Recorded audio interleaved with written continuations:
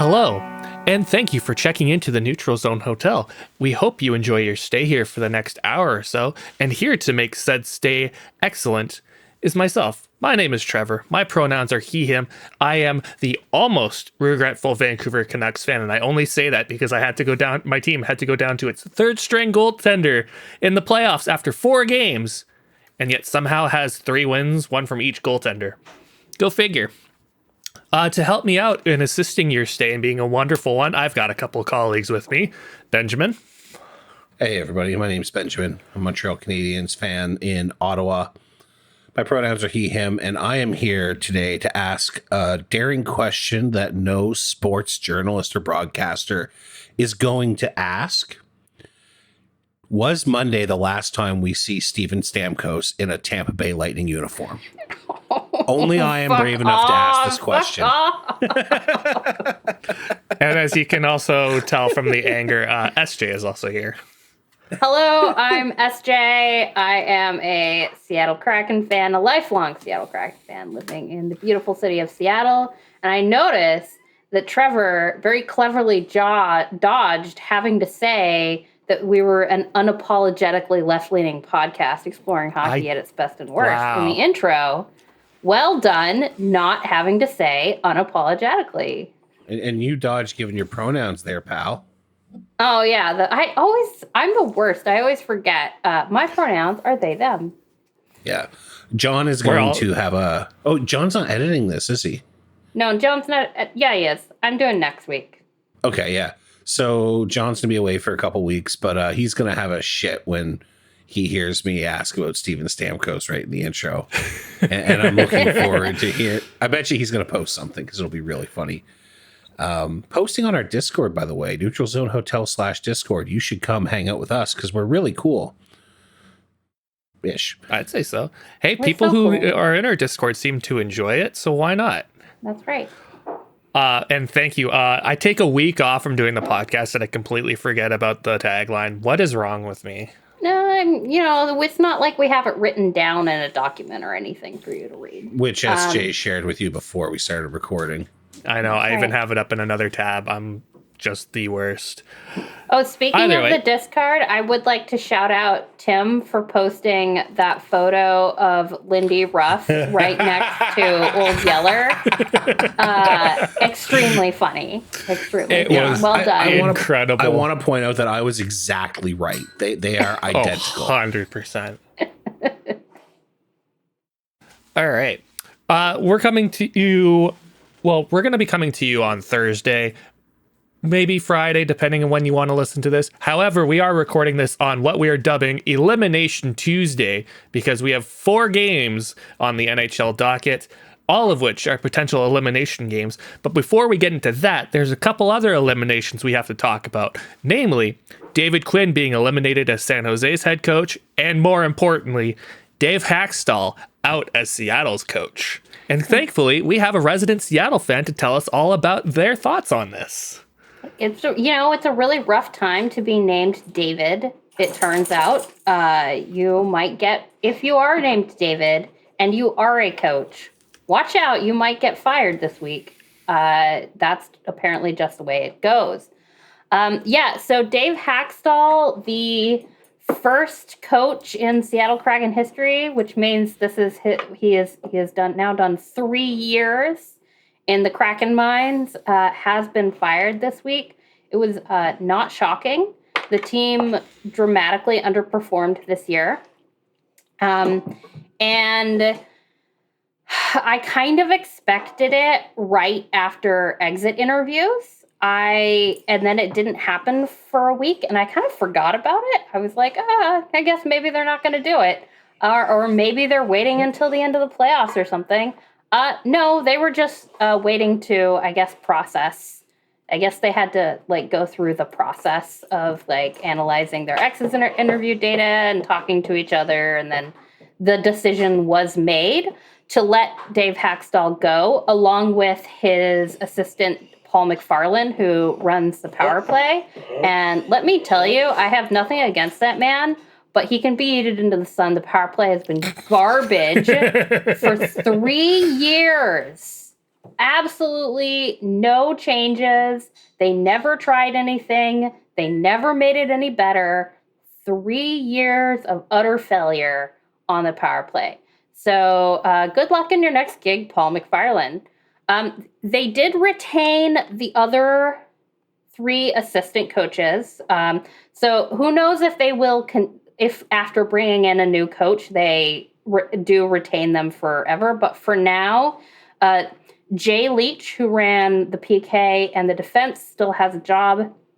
I know Ron Francis was actually quite complimentary of the defense in exit interviews, and the PK was quite good all year and has been consistently good. And when it wasn't good, they tended to make changes to it, and then it improved.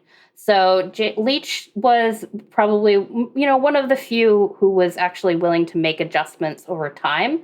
So I can understand why they've retained him for now.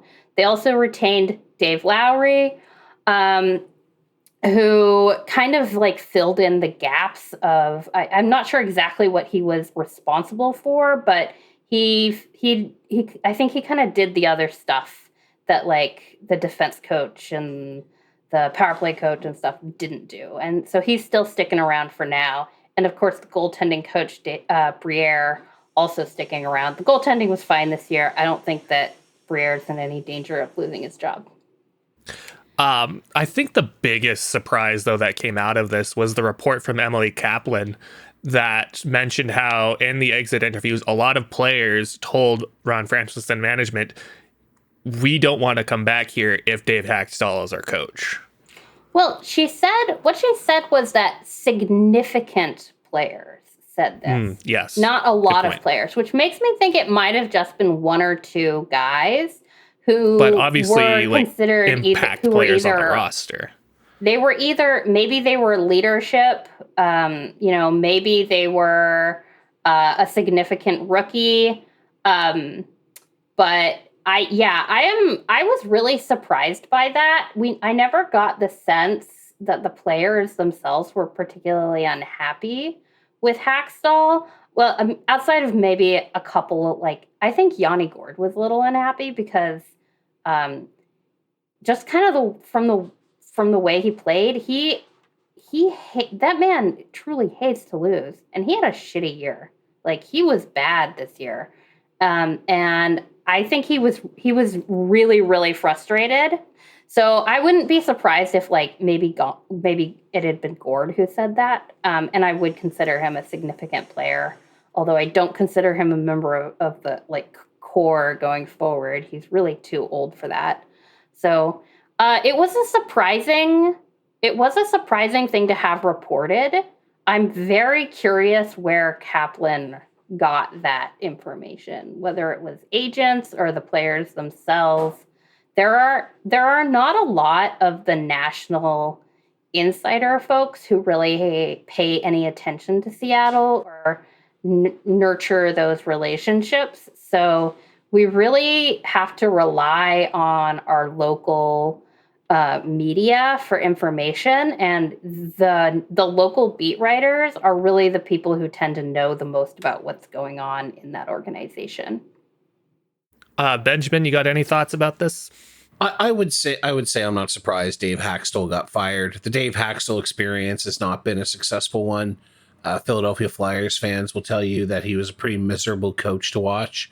And for whatever reason, it just looks like he kind of got lucky last year with depth scoring. There's really no way you can expect to repeat a year like the one Seattle had last year. Multiple players had career years. And multiple players who are playing in the middle or bottom of the lineup had career years. They're called career years for a reason. There were positives this year. The goaltending was a really big positive. They were above league average. Mm-hmm. But like you pointed out, SJ, they were below power play percentage league average. Not by much, unlike previous years where it was quite a deficit. They were slightly below league average on penalty kill. And they simply weren't getting the scoring up and down the lineup. If I had to guess which player or which players said they were not interested in coming back and playing for Dave Haxtell, my guess would be Beniers and the young guys, because they're the ones I think you need to keep happy. And we've been seeing this change in the NHL where players are more likely to speak up to ownership and management about coaches that they dislike, which I think is a good thing. When I first started watching hockey, coaches were not nice people to their players. And that seems to very much be the exception these days. Not to say that you can't be hard on players and challenge them and push them and be firm, but coaches were assholes. Sometimes they were abusive, as we saw with a certain one-time Columbus Blue Jackets coach. That sort of thing was very commonplace for a long time. So yeah, I think, and I'm not saying that Dave Haxtell's abusive. I'm just saying that there's something that didn't connect with the player, and somebody who had power on the team spoke up, is what it sounds like. And I frankly, I think Vince Dunn is maybe the only other candidate, but Beniers, with the weight on his shoulder, feels like the right guy. Either way, it's clearly time to end Dave Haxtell's time and go get a coach that's actually an NHL coach, which Dave Haxtell is not. Nor is David Quinn, and I don't really feel like we need to say too much on that. I have a ton to say about David Quinn. Never mind. Go ahead. Go ahead, please do. Yeah, so David Quinn is someone who came into the game of hockey with a really quite a good reputation. He came up through Northeastern. He built a program in Nebraska. He worked for USA Hockey. He coached BU all the way to a national title. That'll make some people happy that I know about this NCAA thing. But when he got brought into the NHL, it was very obvious from day one that he was an underwhelming NHL coach.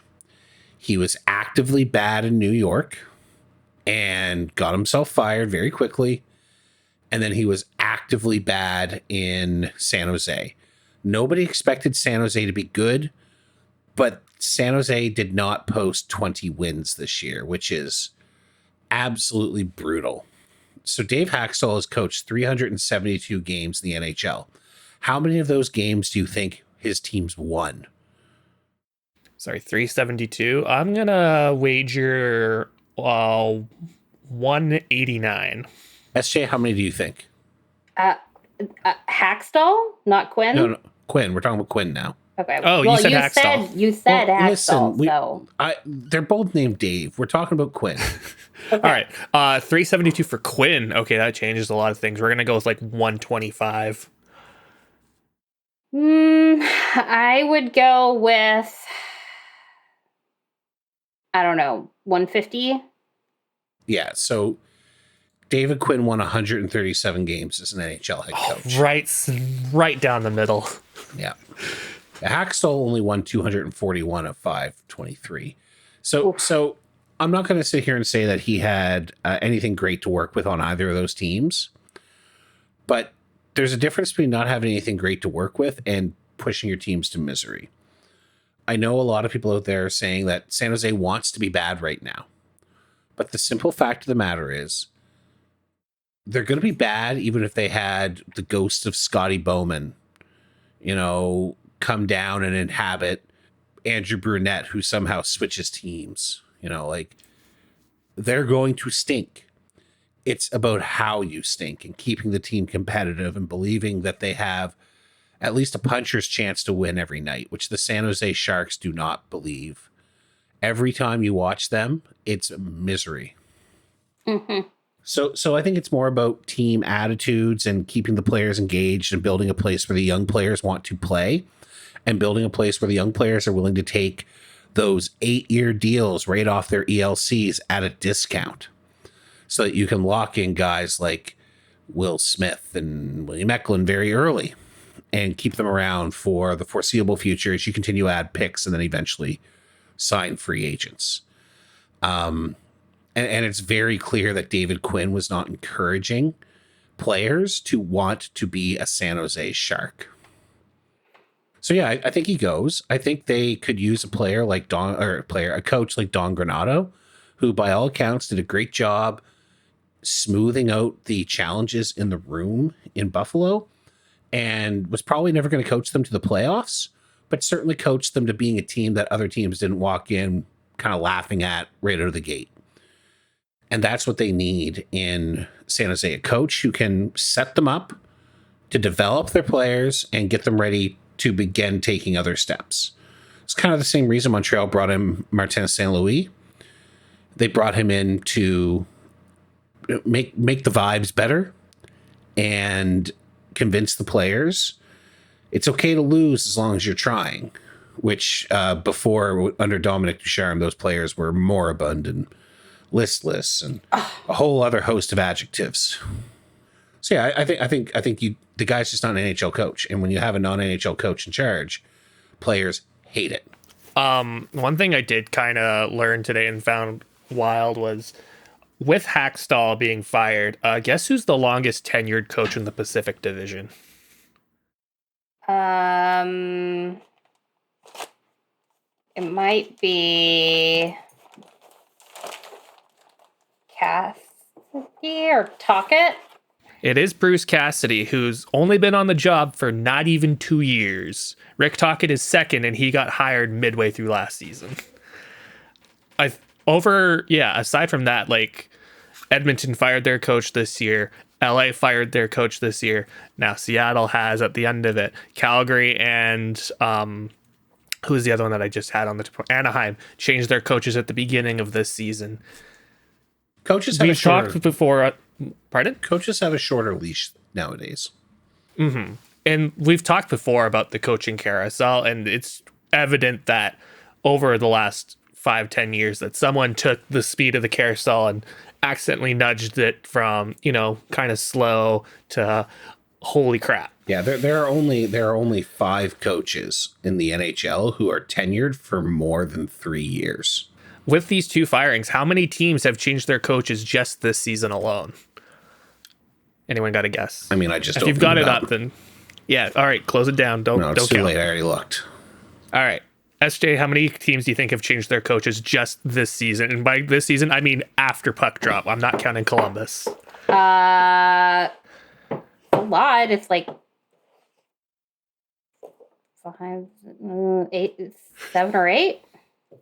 10. Ooh. And again, that's not counting Columbus. If you want to count Columbus, then yeah, that's over a third of the league has changed coaches just this season alone. All right. I think it's actually 11. Again, if you're counting Columbus. I'm not.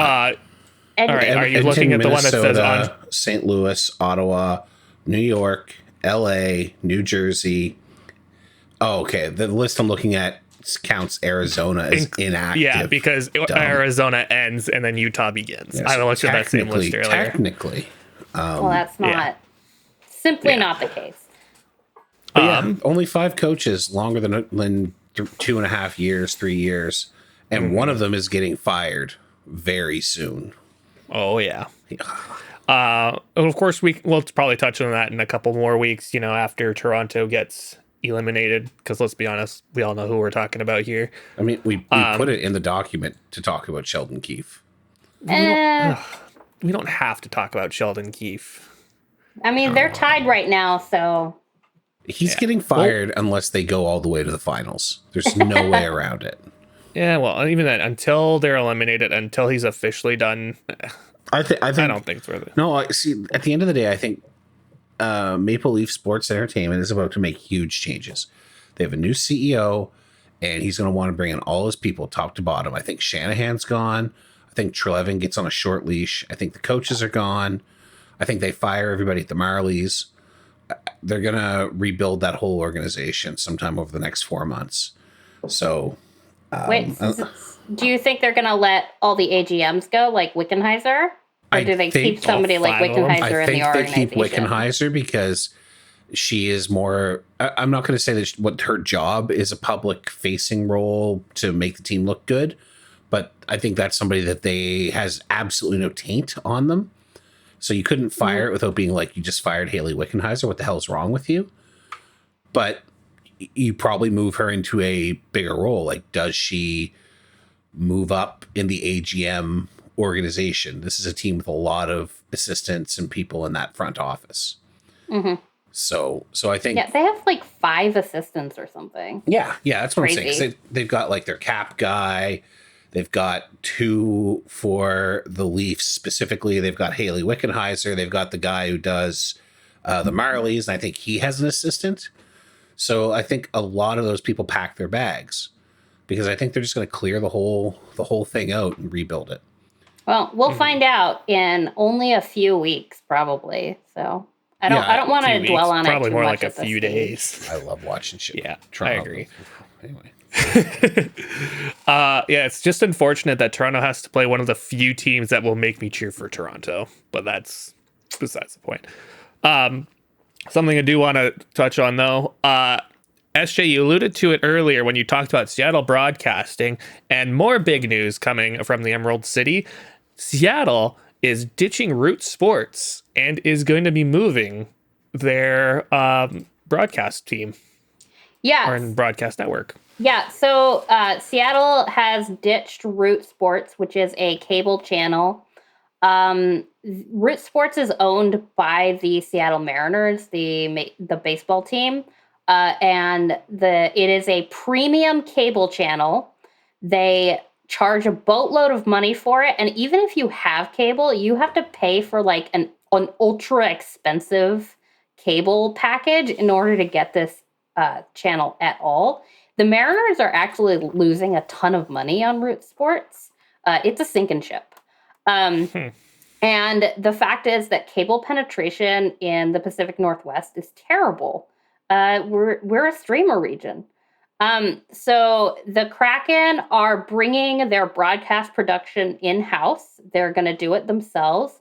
All of the broadcasters are coming, the regular broadcasters like Forsland and Olczyk and Lucan and JT Brown, they're all coming back because they are, in fact, employed by the team. They were never employed by Root.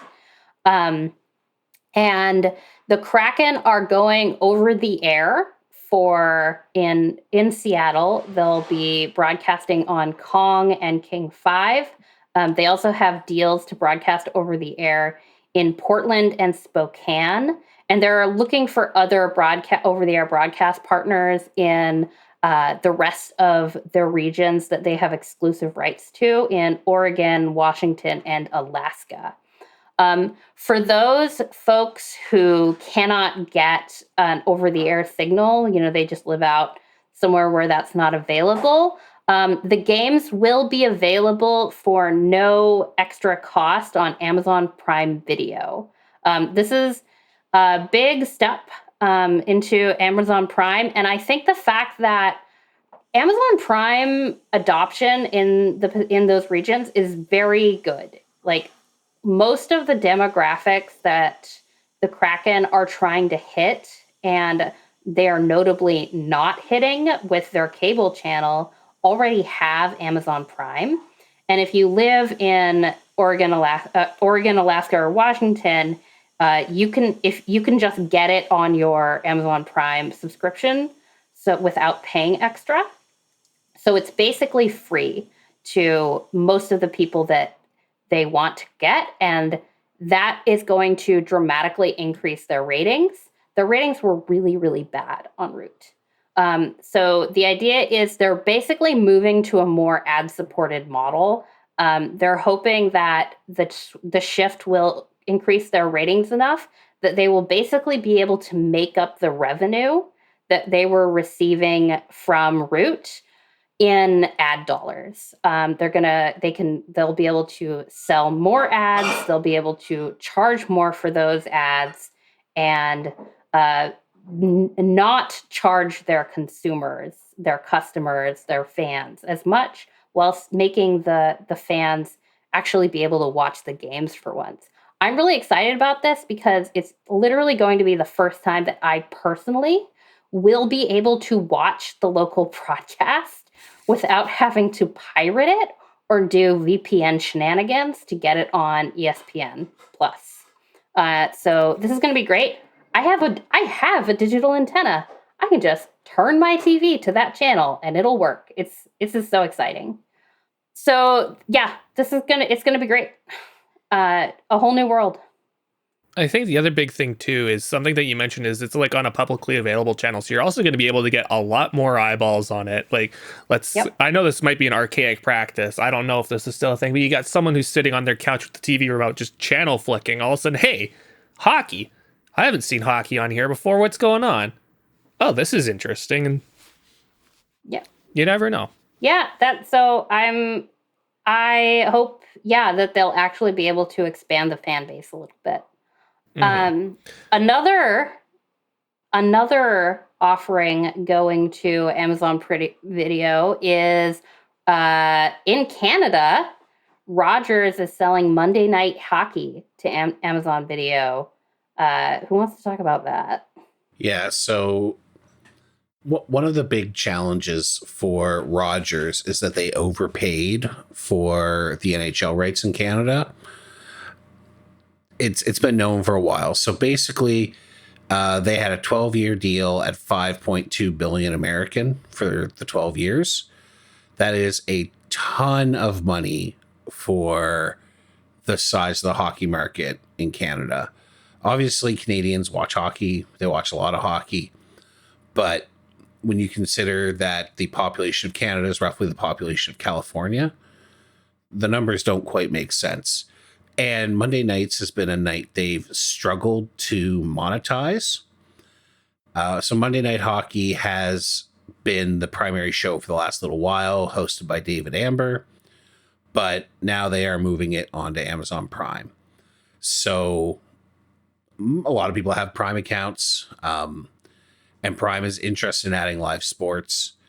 Live sports on streaming in general is heating up. And I think that's worth talking about, because Premier League, MLS, they're all moving to streaming in the United States. Netflix just spent $1 billion a year to get themselves the WWE, which is sports adjacent, baseball. A lot of these sports are moving into various streamers as they attempt to recreate the cable environment to a certain extent. It won't impact me. I buy my Sportsnet package, and I'm sure I'll still get the games on it. And I buy a TSN package, so I'm sure I'll still get some games on that. And I have Amazon Prime. But I am worried that we're going to see a diversification over the next few years. And I wonder what the impact is going to be in 2026 when it's time to renegotiate the Canadian rights. Because it sounds like some of these streamers might be more interested than Rogers, given the amount of money Rogers has spent on hockey and the profits therein. Buddy, you're going to be watching hockey on Apple Plus. Oh, I really don't want to do it on Apple Plus. I know, but I'm just throwing out the worst case scenario there. I really don't like Apple. At least you acknowledge it's the worst.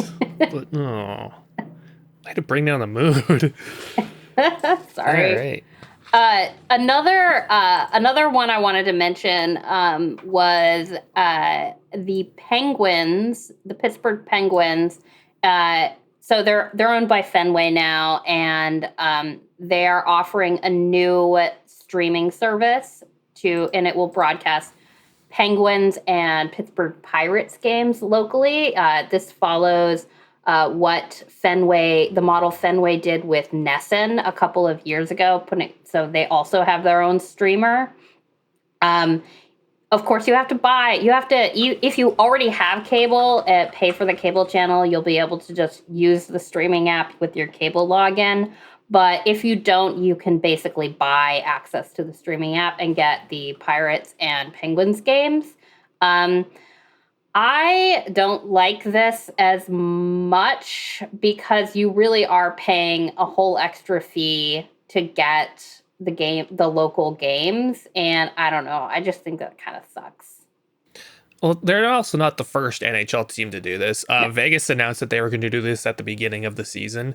And to Benjamin's point about earlier about how we'll see what happens when the Canadian rights come up and how they might want to start talking with streaming companies for national stuff. We've already seen teams start to branch out into their own streaming services as well.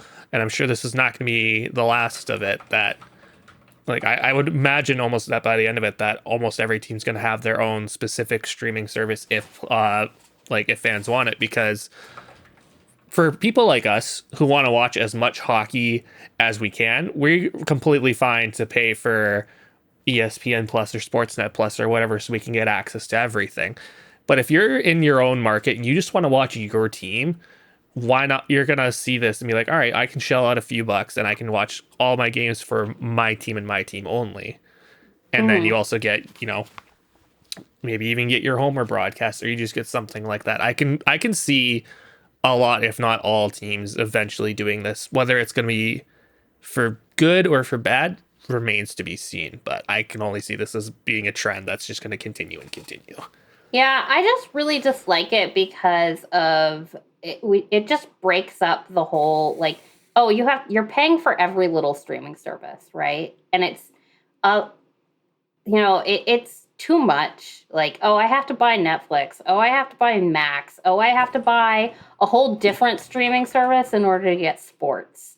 And then I have to buy a different one if I want to get my local games. Like, people are like, I'm already paying for ESPN Plus, and now I have to buy Sportsnet, SNP, whatever it is, in order to watch a Penguins game. I might as well just pirate it.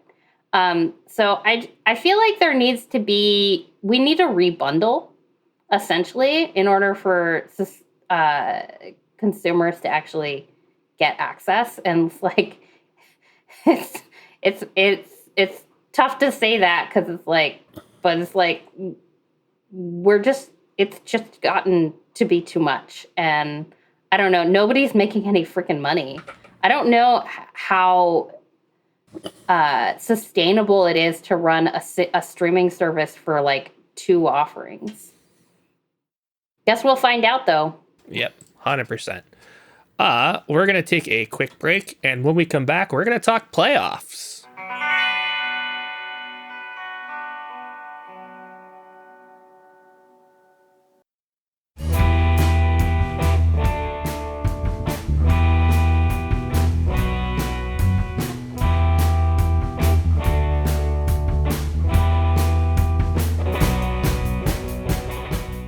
All right, we are back. And as we said, we're going to talk playoffs. PWHL playoffs, that is. Because I don't want to. No. Yeah, it's looking real bleak right now. That was a brutal second period. But as of recording, we have our first clinchers into the PWHL playoff picture, with Toronto and Montreal clinching their spots. And I believe Minnesota has as well, or at least is close to it. Not yet. Yeah, okay. So Montreal and Toronto have both clinched first round home advantage. If Toronto manages to get, I think, 2 points, they clinch first in the league. Montreal could still theoretically grab it, but it's unlikely. Minnesota has not yet clinched. They need 1 point to clinch a playoff spot, and Ottawa needs 3 points. They need a regulation win against New York, which isn't looking likely, or against Toronto on the last game of the season. Or they need some combination of Boston not winning their last game and them getting some points. So Ottawa's fallen off the last couple games, and it's starting to impact their chances of getting in. It'd be a heck of a comeback if Boston manages to make it into the playoffs. And New York might just be getting the 3 points they need tonight to clinch the first overall draft pick and the rights to draft Sarah Fillier. So, the PWHL released the first round schedule for the first 2 games in each series. It'll kick off next week with games on the, I think it's 7th, 8th, 9th, and 11th. Alternating Toronto and Montreal, which we played at Coca-Cola Coliseum in Toronto and Place Belle in Montreal.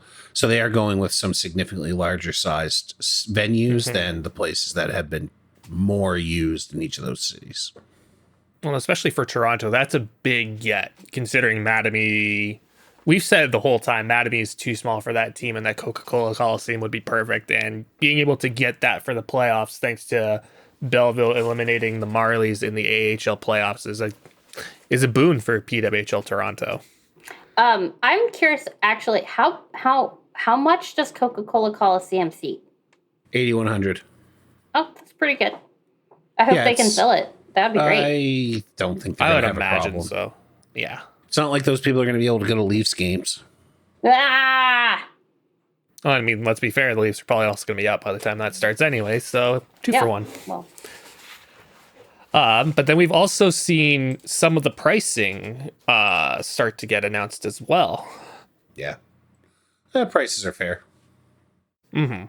I mean, yeah, because you as a season ticket holder, you got potential announcements for potential playoff tickets in Ottawa just in case. I don't like the way you're phrasing that. But yes. I want to hope, dude. Yeah. But like I said, I don't like there's the way no you're X phrasing there it. yet. There's no X there yet. Don't say just in case. So yeah, the playoff tickets for Ottawa are roughly it's $26 per game to sit kind of on the ends or up in the higher areas of the bowl. If you want to get right on the glass, it's $71.50, and if you make the finals, everything goes up by about 40%.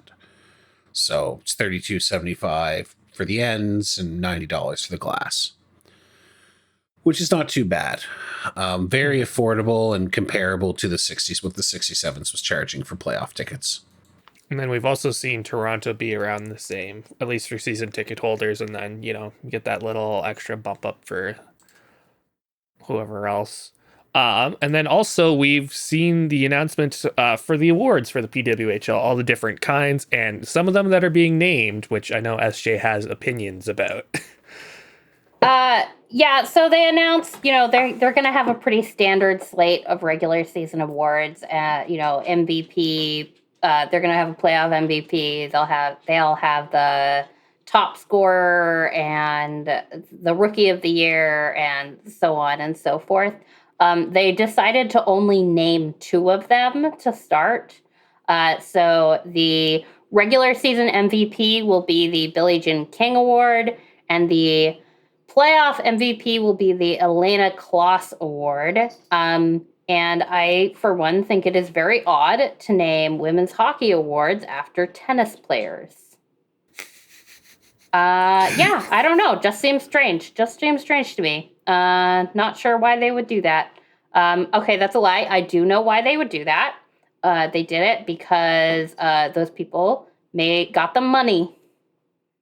And just like naming the Walter Cup the Walter Cup, because that guy gave them money. They are, I guess, making the sponsors happy. I don't know. Mm-hmm. I think it's a crappy way to do the naming. This isn't fucking tennis. Don't name it after tennis players. I don't know. Maybe name it after hockey players. Maybe honor some hockey players, or just don't name it anything at all. Don't feel great about it. To make a bit of a joke question here, is everyone eligible for Rookie of the Year this year? No. No. But you have to be under 25 and in your first professional season, regardless of. All right, so they are going to make sure to cover all the other leagues. All right, cool. Yeah. They're doing the proper thing. I think it's 25 and under, actually. But yeah, like that makes sense, because that's currently what the NHL does for the Calder. So, the NHL is specifically it's 26 and under. 25. No, unless they changed it recently. I don't even care what the NHL 25 does, to and be under. honest. Well, yeah. Yeah, I think it's perfectly reasonable to do it as 25 and under. Because most of these players are coming up through college, they're not even debuting until they're 23 years old. Mm-hmm. Yeah. So I think it's fine. At least it's also potential, like it's maybe some at least acknowledgement of the CWHL and the PHF/NWHL and their existence being like, well, you played for them, so you can't be eligible, even though I guess there'll only be like a handful of, like, with the age gap at most that could be then, but there's quite a few players who played in the PHF last year. Like quite a few. But also, quite a few who played for that, but would be under the age gap to be eligible for Rookie of the Year. Even there, you're like on Ottawa, several of the players who would otherwise be eligible played in the PHF. So, yeah, like it's pretty much players who are fresh out of the NCAA, like like Gabby Hughes and other such players. Who do you like for any of the awards? You got any picks? I think Mary Philip Poulin's going to win the Billie Jean King Award. Spooner is going to win Best Forward. I mean, I think those are the two clear MVP candidates. Yeah, Aaron Ambrose is going to win Best Defender, and I think Best Goaltender might very well go to Soupy, Kristen Campbell from Toronto. I think the finalists there will be one of the two Minnesota goaltenders, Mashmeyer and Soupy, because Debian has not been great in the regular season. Mashmeyer, up until tonight, was doing really great. What about Schroeder? She didn't make the playoffs. You don't get an award if you didn't make the playoffs. They can do whatever they want. They don't have to follow that convention. I guarantee you they will. Here's the thing, too, is like the one you mentioned Debian one because she's also spent half the times, split half the games with Elaine Chuli. No. Whereas Mashmeyer's played everything. No. I don't think Mashmeyer's been particularly good this year either. Yeah, same. Mashmeyer has a lot of ice time and has been fine and had posted some really, she had the late season come on narrative. But I think it's Campbell because she's been the best for most of the season. Debian played, I think, about 70% of Montreal's games. That seems high. I mean, you might be right. I want to quickly double check this, though, go ahead and vamp for a quick sec. Argument. The PWHL.com. Oh, boy. They're going to make this hard to potentially find on mobile. Julie's played 8 games. Debian's played 15. All right, so 35%. It felt like more, to be honest, but all right, I'll concede.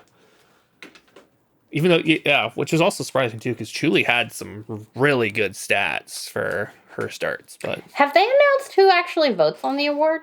They've announced that it's going to be a mixture of executives, sports writers, and former players, I think is what they said. Interesting. But the exact mixture, like who the voters actually are, has not been announced. Okay. So I bet they don't release the vote totals either. Maybe.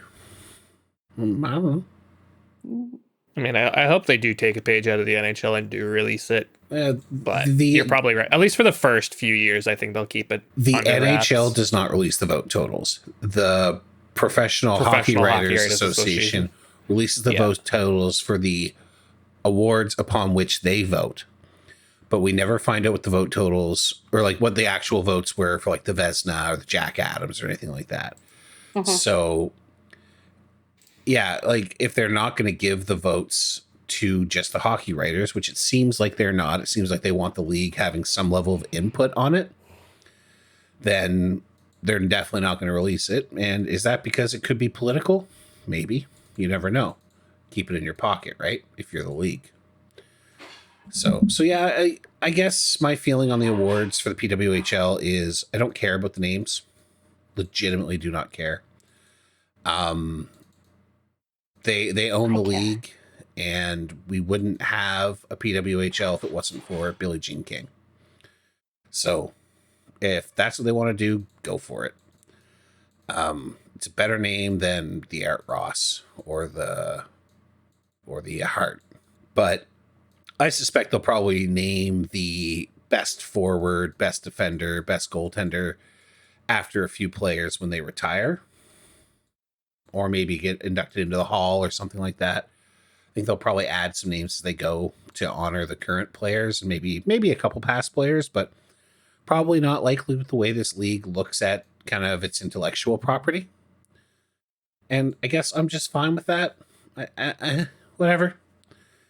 I don't care. I care more about the product on the ice being good, which it has been and remains, with the exception of the hockey game tonight in New York. We want to move on to Stanley Cup playoffs. Yeah, I want to talk All about right. Stanley Cup playoffs. So, out of the current 8 series, we have an NHL almost an NHL record of having almost all the teams at a 3-1 record. The only series of the 8 to go to 2-2 is Dallas and Vegas, and also 2 teams have already advanced, with the New York Rangers sweeping the Washington Capitals to the surprise of absolutely nobody. And as our production document currently here says, cats, me, wow. Yeah. The Capitals, the legitimately large story there is we've probably seen the last of Alexander Ovechkin in the Stanley Cup playoffs, which I think is notable. But everything else went exactly as expected. The Rangers took out the broom and never looked like they weren't going to use it. Panarin especially looks fantastic. Looks like a man possessed. The other end, well, especially after his playoff last season, like, you know that he probably had the chip on his shoulder. well, I mean, maybe. You never know with these guys, but the other end of it was I don't think anybody expected the Lightning to roll over the way they did. I think we were more expecting a 6 or 7 game series, and Florida pretty much dominated them. They had one good game, and they won, which they won. Did you watch many Bolts games this year? I watched a few, but I wouldn't say I was like a dedicated watcher of the Tampa Bay Lightning. In the before All-Star, they were awful. They were truly bad. You could tell that Nikita Kucherov was carrying the entire team. Kucherov had an absolutely incredible season, and he was 100% the engine of that team. He was the reason they scored goals pretty much ever. And their defense core especially is a shell of its former self. They have 2 notable defensemen. They have Victor Hedman, who is not what he was. He's still a good player, but he's not the definitive 1D that he was. And they have Mikhail Sergachev, who shattered his leg 2 months ago. So the Bolts were actually like they played a lot better in the second half of the year. I'll definitely give them that, and they held on to that wild card spot very definitively.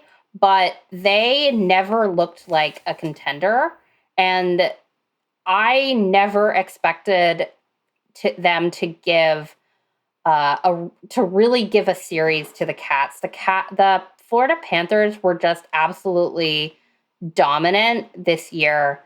They were such more of a complete team. Now, at the same time, I didn't expect a sweep. And Tampa getting Sergachev back in game 4 was, I think that gave them a real jolt, just like from a psychological standpoint.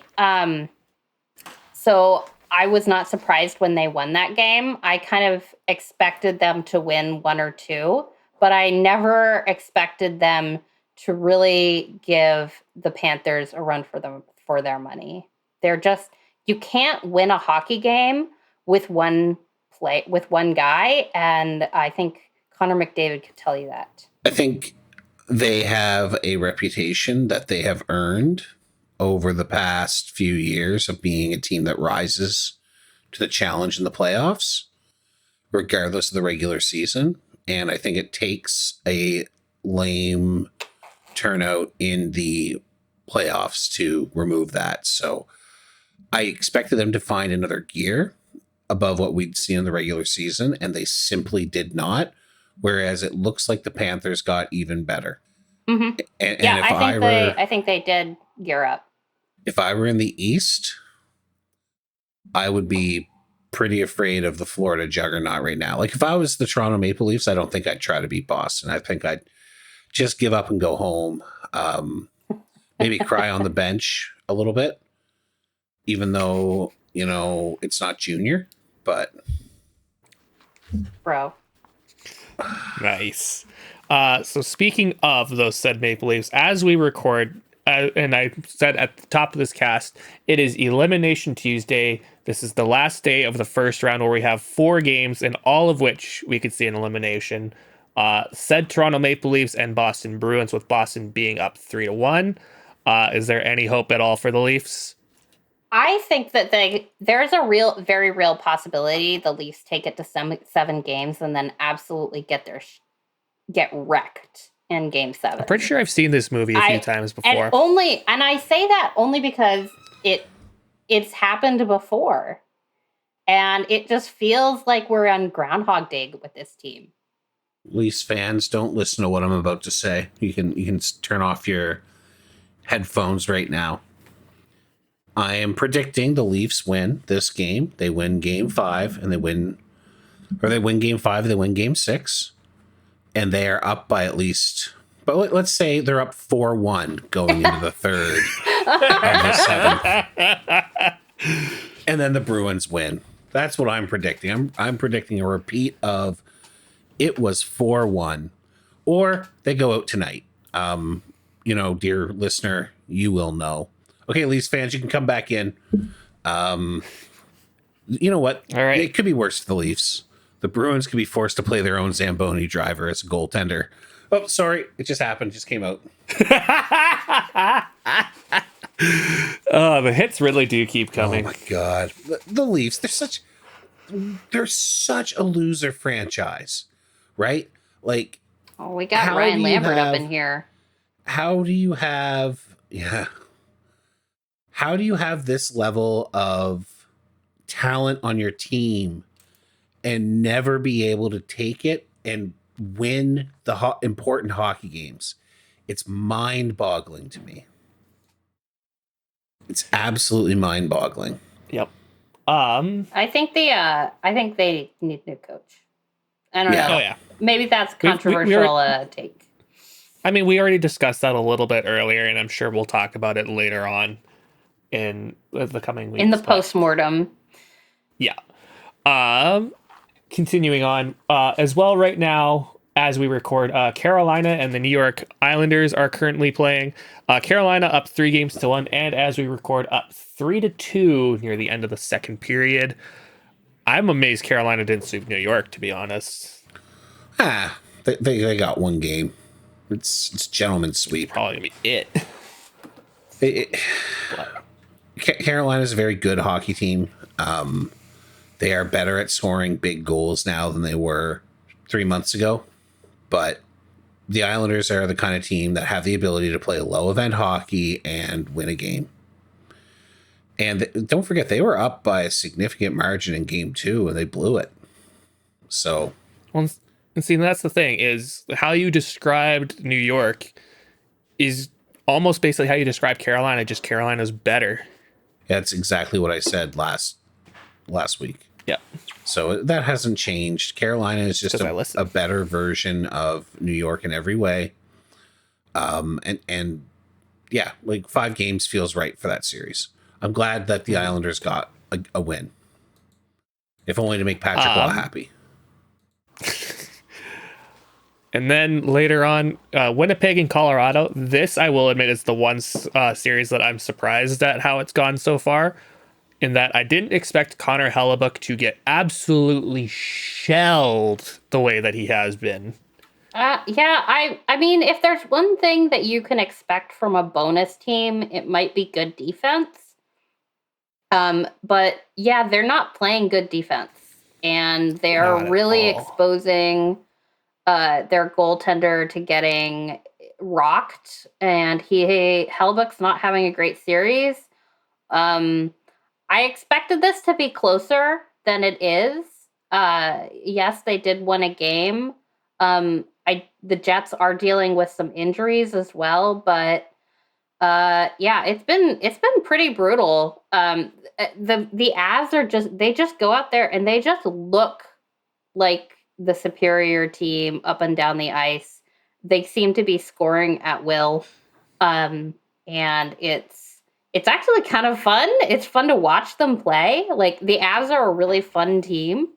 Um, so I mean, I'll give it that. It's a fun series to watch. That first game was an absolute barn burner. Mm-hmm. I think it's probably been the most fun series to watch. So, at least as a neutral. The Colorado Avalanche have one of the best coaches in the league. He'll never win the Jack Adams unless he already has. I don't know. I don't care. But he will never win the Jack Adams at this point because he's too well known as being a good coach. And they have some of the top offensive players in the league. And they have a very hungry squad who wants to win the Stanley Cup again. This is not the kind of team that wins the Stanley Cup and goes, "Oh, we won our Stanley Cup." No, Nathan MacKinnon is legitimately one of the most driven hockey players I've ever seen. If that guy wants to win, he wants to win in huge ways as often as he can.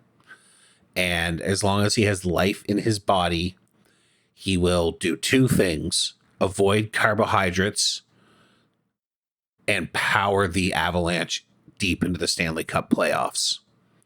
Except for last year. Well, I mean, look, he didn't have life in his body. What do you want? He must have seen a carb. Here's the thing: the Avalanche are they're a better team at their depth this year. Last year they were a real one-line team. If McKinnon wasn't on the ice, nothing was going to happen, and Seattle was basically able to play shutdown hockey on that one line, and then just eat the rest of the time. So. They've legitimately have a better lineup, a better forward group, top to bottom, and they also still have two very good defensemen. They have one of the best defensemen in the world, probably the best offensive defenseman in the world. And I don't want to talk about it. I think the Casey Middlestat acquisition was a absolutely pitch perfect move by the Avalanche GM, who is not Joe Sakic, even though I think we all know who's still calling the shots up there. They traded from a position of strength to fill a position of weakness. And Middlestat may not have put up a huge amount of points, but he's driving play, and he gets to play with Lehkonen, who is putting up the points. Mm-hmm. So, with two balanced-ish top lines, it's going really well in Colorado. And I cannot believe I'm about to use these words. They're only going to get better when Jonathan Drouin returns from injury. I cannot believe I have to say that as a Montreal Canadiens fan who suffered through 5 goddamn years of him being absolutely miserable to watch. He has been one of the best players in the Avalanche, riding shotgun with his old buddy Nate, just like they used to do for the Halifax Mooseheads. And, all the power to him. It's amazing to see a guy find his game. It turns out some players are just only great when they're playing with one of the legitimate top 5 players in the world. So, Quelle surprise. Yeah. But like Drouin and McKinnon, I watched so much of the Mooseheads that year. They made magic together. And they made so much magic that it got Drouin to go 3rd overall, and he was not the guy who should have gone that high. But it's great to see him back. And Parise's been filling it on the top line while Drouin's been hurt, and he's been fine. But once Drouin gets back, he's going to be better than Parise. And because of that chemistry he has with McKinnon, again, here's something that you should be afraid of if you are playing in the West. The Avalanche have a level to get to they haven't yet found. They're going to get better. Unless they get injured. Well, look, that's the chance you take. Yep. And then finally, at least for games today, Vancouver and Nashville, with Vancouver up 3-1 and a chance to eliminate the Predators tonight. This has been a weird series because every game, So the team weird. who's been better has lost. So With weird. maybe the exception of game 1. Colton Sissons is going to be seeing that post in his nightmares for years. He's going to wake up. He is going to wake up in the middle of the night, 3 a.m., sit bolt upright, and just be like, that post. That post. Mm-hmm. I don't know about anyone Gonna else. need I trauma enjoyed therapy. it. But yeah. And, okay, so I mean, it was great. like, I'm sure that was a great moment for you. That was an incredible comeback. Genuinely, I was shocked and amazed and impressed that I didn't know that the Canucks had that in them. it's my sweet, sweet boys. The Canucks have been underperforming this series. Like, they've been performing under, I don't want to say under average, because for a team that was known as the PDO merchants for about the last couple months of the season, their PDO was 1.000 on the nose. So maybe that's kind of what you're about to expect. But again, I touched on at the very top of the show in the intro. Demko goes out with an unknown knee injury after game 1. DeSmith comes in, not the greatest game in game 2, which I spent money to go to. Oops. But then has a fantastic performance in game 3, only to then go out with another injury, and then have Artur Shilovs, who is the AHL Abbotsford Canucks starting goaltender, make his playoff debut and only his 10th NHL game ever, and put in a remarkably good performance for someone, or at least compared to what you would expect for someone with that kind of stat line. I thought it looked calm. I thought it looked cool. Good rebound control. Maybe you might want that first goal back. And the third goal, sure, it's technically fine under the rules, but it's close. But, and as I say that, the news coming out of Vancouver was that it'd be a game time decision, but it seemed to some reports seem to be leaning Shilovs starting tonight. When this comes out, we'll obviously have known what happened, but go you goddamn Canucks go. Yeah, my guess is it's going to be a UC Saros shutout tonight, and then the Canucks do that. Then the Canucks win in Nashville. So we're really mimicking 2011 then, are we? I don't know. I just think that the Predators have more in them than they've shown. I think they're going to get another win before the fact that they lost 2 winnable games catches up to them. And for the record, the reason I say that is 2011, when they met in the round 2, Vancouver won game 1, Nashville wins game 2, Vancouver wins 3 and 4, including 1 in overtime. Nashville wins 5, Vancouver wins 6. Okay. And then moving along for the final few series, we've got Edmonton and LA. That's done. Yeah. The Oilers are gonna they won a 1-0 game against the Kings. What the hell do you want? With only 13 shots on goal, no less. Yeah. No, it's over for the Kings. They're done. And finally, alluded to it again earlier, Vegas and Dallas. Really good to see Dallas get those 2 wins in Vegas. I know there was a lot of sweating going on. And so we've heard from some other places that a series doesn't start until the road team wins. Does a series start when a home team wins? Because I'm wondering if that's going to happen at this point. I don't like that phrase. The series starts when the puck drops in game 1. And giving teams and fan bases an excuse to pretend otherwise is silly. But yeah, it is fun when the road team wins all the games. But now it's a best of 3, and I honestly don't know who is going to win. It's fun. It's a great series. Mm-hmm. I think it's really rude to go out in a series and like only have the road teams win. That stinks for the home fans. It's very funny when I'm not the home fan.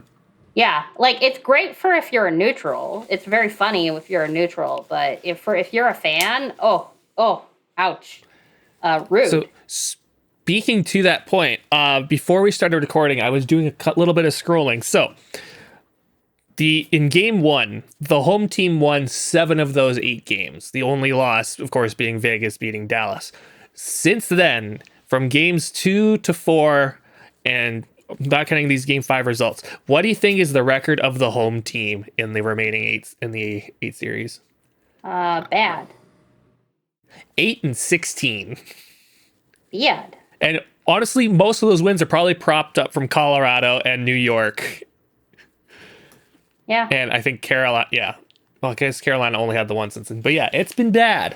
And maybe that's the case of all the good teams are winning the games, because I think it's fair to say round 1 has not been good. But I almost don't mind it, because if it means that the later rounds, when it actually matters more, are better, because all the good teams are then going to be playing each other instead of good team plays mid team, I'm all for it. Since the It COVID, kind of stinks to only have all the higher seeds win in the first round. since the Maybe on one COVID playoffs, all the first rounds have been really good, and even in the run up to that, they were quite good. So we were due for a stinky one. It's fine. Like, whatever. Well, Benjamin, you made a post in our Discord about how it was kind of similar to how it used to be way back in the day, probably like back when there was like 21 teams or 24 teams and 60 would make the playoffs. So you get like the hot ICs would be playing absolutely hot garbage teams. Yeah, so for example, I just randomly pulled up the 1989 Stanley Cup playoffs, and of those, only 4 of the series went to 6 or more games. So there was 2 two sweeps, 2 5-game series. So that's a little bit better than what we're seeing here. Although, some of these stories are yet to be written. I think some of them will get to 6, but a lot of teams were just blowing through guys. And then the second round was Montreal 4-1 over Boston, Chicago 4-1 over St. Louis, Calgary swept the Kings, and Philly and Pittsburgh went to 7. So, it was not good back in the day. You did not see a lot of 6 and 7 game series, and we've been seeing a ton of 6 and 7 game series. I mean, since the lock open, in the last, excepting the COVID years, I don't even want to remember those, but we see a lot. That's one of the things that made Colorado's playoff run so notable, was they tore through everybody 4 or 5 games up until the finals, right? Mm-hmm. So that made it notable, but in the 80s, that was not as notable, because it was pretty common for a playoff winning team to sweep 2 series. Parity. Yeah, it's parity. It's the parity era. It just happens that this year we were due for there to be something a little bit more lopsided. The general kind of split in the East helps that, with the Islanders and the Capitals very clearly being bad comparatively. And like SJ said, the Lightning were not performing as well. And then we have the Toronto Maple Leafs doing things the Toronto Maple Leafs do. Whereas in the West, it doesn't look like we're going to get any sweeps. And like I said, I strongly expect at least a couple of them to go to 6. So I hope Vegas Dallas goes to 7. Yeah, I think that's been a great series. I'd love to see it go to 7. Although it might be a little rough to have only one series go to 7, because all the other series have to wait until they finish. The Leafs in Boston are going to 7. We've already been over this. With that said, though, I think it's also probably clear to, well, I don't want to say clear, but I was going to say that the western side of the bracket's got the potential to look so much more interesting than the East, because you've got more than likely Colorado going against the winner of Vegas and Dallas, which is going to be a great series. And on the other side, more than likely Vancouver, Edmonton, which is going to be awesome. Yeah, those are maybe that's personal bias, but those are going to be great series. But on the other side, you have Boston. Okay, I'm just going to assume. Sorry, Leafs fans. I'm going to assume Boston's going to make it through. I bet you Toronto goes in that third period of Game 7 with a lead, but maybe a 4-1 lead. But Boston versus Florida, that's a rematch from last year. That's going to be a banger. Carolina versus the Rangers is going to be as good a series as Carolina is capable of putting on. And then you're going to get either a Boston team that people were kind of down out on and have a chip on their shoulder, or Florida against the President's Trophy winner and a team that's clicking on all cylinders, or the trendy pick to win the whole thing. It's going to be a banger series, right? Like, absolutely awesome. That's, again, why I don't think the first round being bad is a bad thing, because look what's ahead of you. I tend to lean towards that being better than the other side. I think that Vancouver gets run out of the house by Edmonton. And I think that Colorado wins quite easily over either Vegas or Dallas. I think Dallas is a better chance. I don't know about that. I think that could be a real series. It could be. Like, but I mean, I wouldn't be surprised if I would Dallas I think Dallas or Vegas could take Colorado to 7. I would expect that more likely to be a long series, but like, it wouldn't shock me if you told me that Colorado 1-4.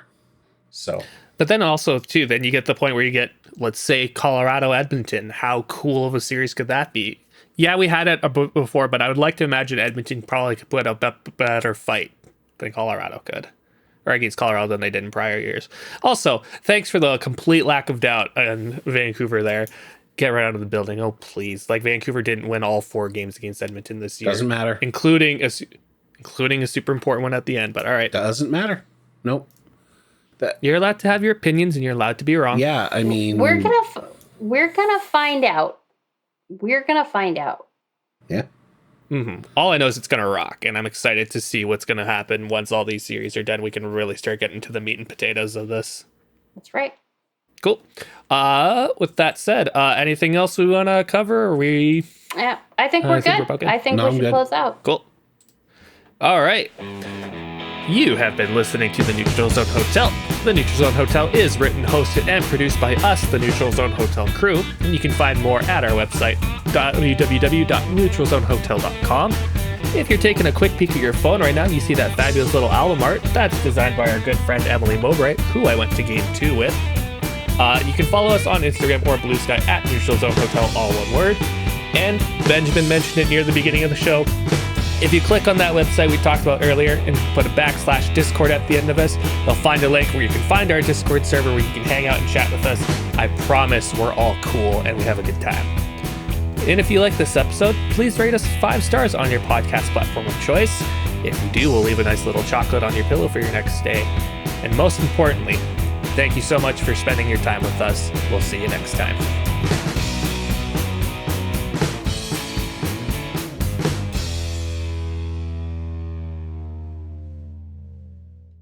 Benjamin, you got any thoughts about this? No. I think Benjamin is like really distracted right now. Yeah, I can see why. New York just scored, so yeah.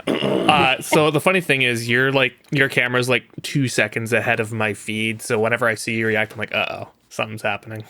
Anyway, yeah. Sorry. Continue. Probably cut all that out, John. Let me come in with an intelligent comment.